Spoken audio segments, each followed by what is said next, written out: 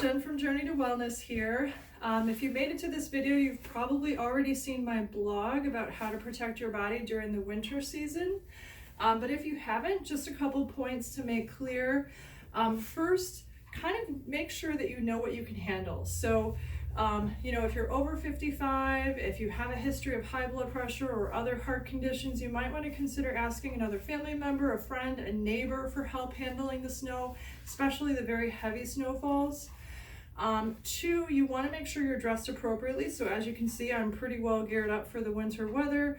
But also very importantly, make sure that you have some good warm winter boots with a really nice tread that's going to help prevent slip and fall accidents when you're out there dealing with the snow. You want to be mindful of your body positions while you're shoveling as well so that you don't injure your back or your shoulders. And I talk about that at some length in the blog. I also want to make sure to point out that you have to breathe, especially from your abdomen. So this is really, really important as you're handling the snow shoveling or plowing, that you're breathing from your belly and you're not holding your breath as you work.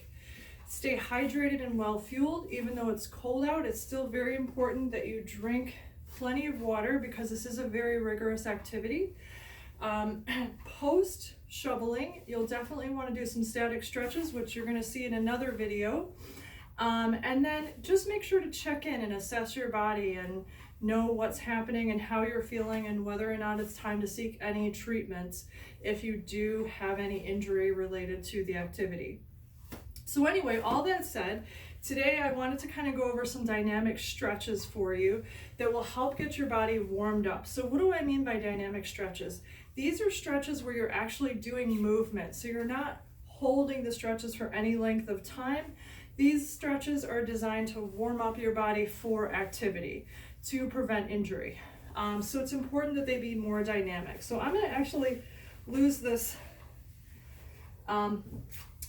scarf so that you can kind of see what I'm doing here. So the first thing, I'm going to start at the neck and kind of work my way down the body.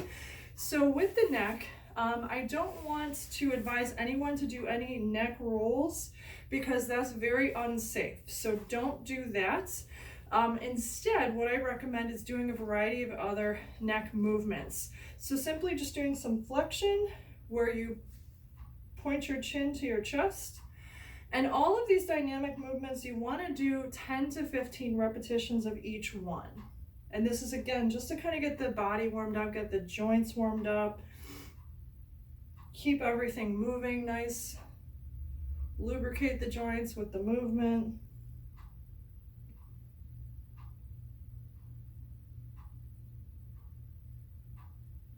Then for the next neck movement, doing some rotation side to side. And as you're doing any of these movements, you want to be mindful of working within your range of motion. So don't push it past where you can go. If you can only go this far, that's okay. Just go that far.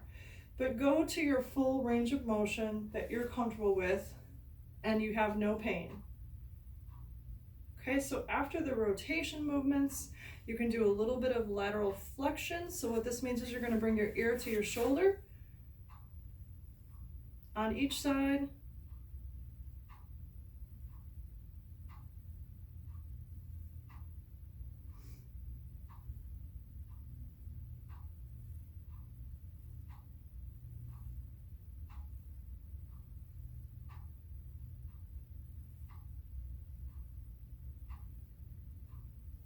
And then you want to focus on the arms and the shoulders next.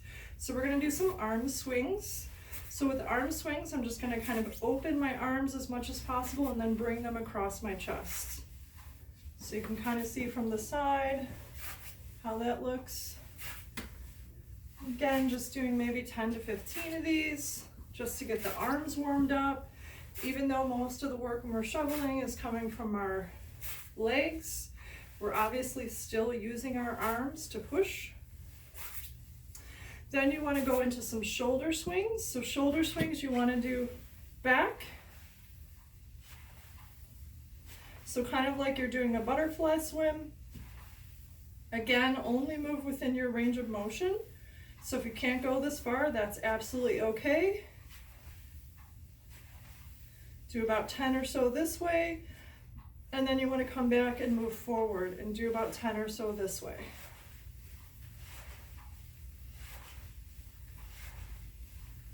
Then you want to do some wrist circles. So you're going to circle the wrists moving outward, moving inward. If you hear any popping or cracking in your wrist, that's normal. Likely just from overuse of daily activities, being on the computer, things like that. It's pretty common to hear some creaks, cracks, and pops. Then you want to do some torso rotations. This is going to warm up your core and your low back. So you want to simply just swing from side to side.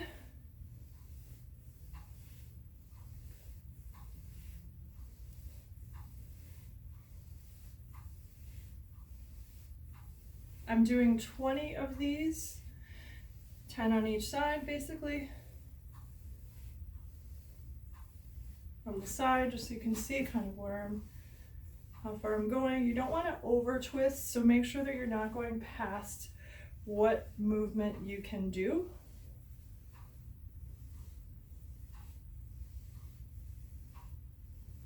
Then you want to do some hip warm-ups. So I like to start with just kind of marching in place first. This is a good warm-up for the hip joint. If you can't lift your knees this high, that's absolutely fine.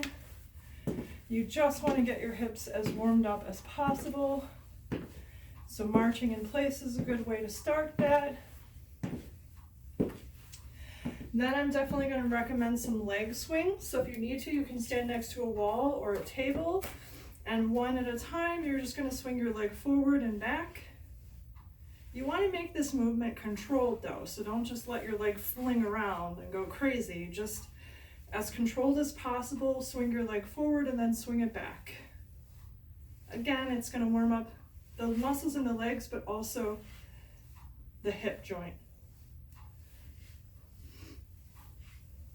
So about 10 swings, and then I'm going to go swing to the other side, same thing.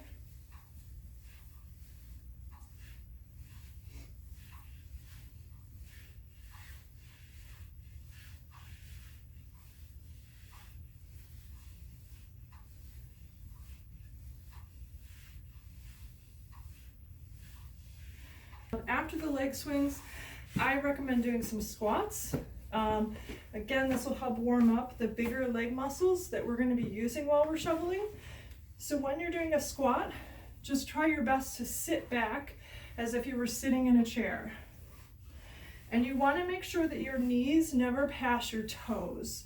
I know this is hard to see in the video because you can't quite see my feet, but you want to keep your knees over your toes, so don't go past. Make a nice 90-degree angle there.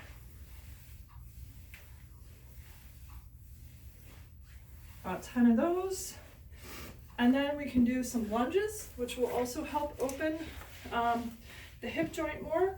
So I like to just do a series of walking lunges. So you can simply just walk back and forth across your garage. And the lunges, again, you want to keep your knee over your ankle, so don't go past your toe. And this is going to simply just open up the hip joint a little bit. So about 10 lunges or so. And then don't forget your ankles. I know it seems silly, but go ahead and do some ankle circles. Outside, and then inside. Again, just warming up all the joints in our body.